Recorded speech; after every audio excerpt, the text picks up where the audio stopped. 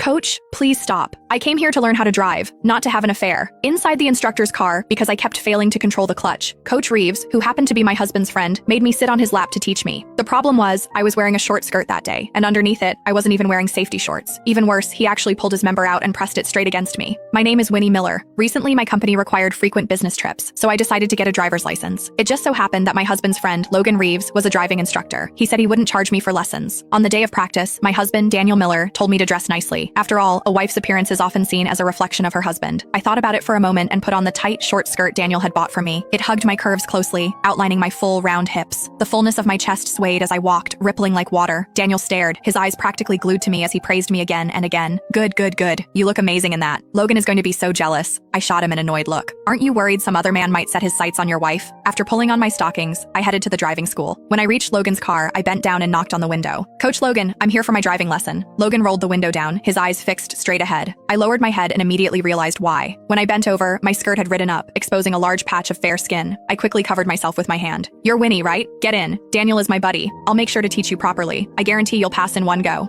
After I sat in the passenger seat, he patted my thigh. Watch carefully. Left foot presses here, right foot releases. When the car starts to shake, that's the friction point, the half clutch. Come over and try it. After stepping on the clutch, I couldn't control the pressure properly and stalled the car. I tried several times, but it stalled every time. Logan couldn't watch anymore. He grew impatient and directly placed one hand on my thigh. I didn't know if it was my imagination, but his broad palm seemed to deliberately rub against my stockinged thigh. My nerves instantly tightened. I'll teach you how to control the pressure. When I press with my hand, you release the brake. The closeness only made me more nervous. I hesitated and said, Coach, this isn't appropriate. My husband is your close friend. Touching my leg like this. He laughed loudly. What's there to be afraid of? I'm only anxious to teach you well because of Daniel. I'm not taking advantage of you. Other students don't even get this kind of attention. I relaxed a little. With his guidance, I stepped on the clutch. The car began to shudder gently. Suddenly, his hand pressed down harder, gripping my thigh firmly. Don't move your foot. This is the point. Then slowly release the brake. This was the first time in my life that another man besides my husband had touched my thigh. Even through the stockings, I could feel the warmth of his palm. A strange flutter stirred in my chest. My nerves snapped. I released the brake too quickly, and the car lurched forward violently. Logan slammed on the instructor's brake. The sudden force threw my body forward. His hand slid straight under my skirt. My entire body jolted as if struck by electricity, numb and tingling all over. The humiliation was overwhelming. Logan withdrew his hand and looked at me. You have to release it slowly. Don't be nervous. Let's try again. I took a few deep breaths. This time, the car finally started smoothly. Next came reverse parking. That completely defeated me. I tried again and again, yet the car never went in properly. Either I crossed the line or parked crookedly. Not once did I succeed. Logan shook his head.